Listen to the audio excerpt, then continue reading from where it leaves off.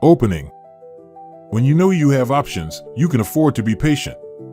When you're desperate to avoid conflict, that desperation shows, and it often makes conflict more likely. Section 1. The Desperation Trap. Most people approach de-escalation from a position of weakness. They're hoping, pleading, praying the situation doesn't turn physical because they know they're not prepared for that outcome. Desperate de-escalation. Voice shaky or overly accommodating. Body language shows fear. Trying too hard to please. Backing away defensively. Agreeing to unreasonable demands. Confident de-escalation. Voice calm and steady.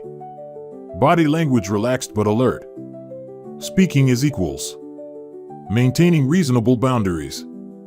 Offering solutions, not just compliance. Aggressive people can smell fear and desperation. When you're clearly terrified of conflict, they're more likely to push harder because they know you'll keep giving ground. Section 2. The Confidence of Options. This is where the defender changes the entire dynamic. When you know you have a backup plan, you can afford to be genuinely calm during de-escalation attempts. Without backup plan. Please don't hurt me. I'll do whatever you want, just please. With backup plan. Look, I don't want any trouble here. Let's figure out a way to solve this that works for both of us. Notice the difference? The first person is begging from a position of weakness. The second person is problem solving from a position of strength. Which one would you rather negotiate with? Professional negotiators understand this principle. You can only give away what you're not afraid to keep. When you're genuinely prepared for escalation, you can genuinely work for de-escalation. Section 3. The Psychology of Respect. Aggressive people respect strength, not weakness. When you approach them from a position of confidence, not arrogance, but quiet strength, they're more likely to engage reasonably. Weak approach. Apologetic, submissive, fearful body language result. Aggressor pushes harder, senses easy victory. Strong approach.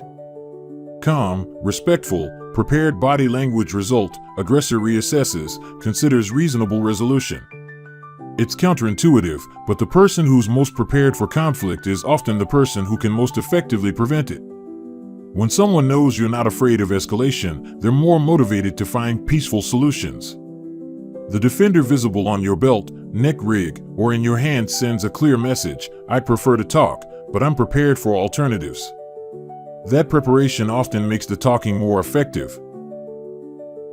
Section 4. The Boundary Principle. Here's a crucial insight. Effective de-escalation doesn't mean giving away everything the aggressor wants. It means finding solutions that preserve everyone's dignity. Poor de-escalation. Giving up wallet, keys, dignity, whatever they want.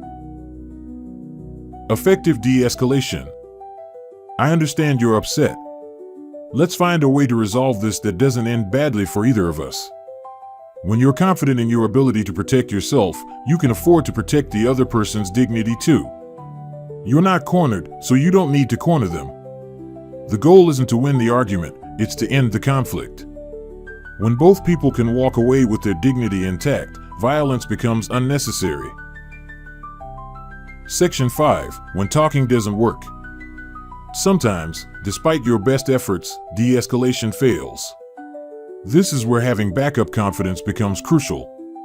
You tried the peaceful path first, but you're not helpless when it doesn't work. The defender allows you to escalate precisely and proportionally. You're not going from helpless to lethal force, you're going from words to measured response. The de-escalation sequence. 1. Calm conversation, first choice. 2. Clear boundaries, if conversation fails. 3. Visible deterrent, defender becomes apparent. 4. Measured force, only if absolutely necessary. Each step is clearly justified, legally defensible, and gives the aggressor multiple opportunities to choose a better path. Closing. Remember, the goal of carrying a defender isn't to use it, it's to never need to use it. When you're genuinely confident in your ability to handle escalation, you become genuinely better at preventing it. In our next video, we'll explore minimum effective force, the specific techniques that stop threats without permanent damage. Because when talking doesn't work, precision matters.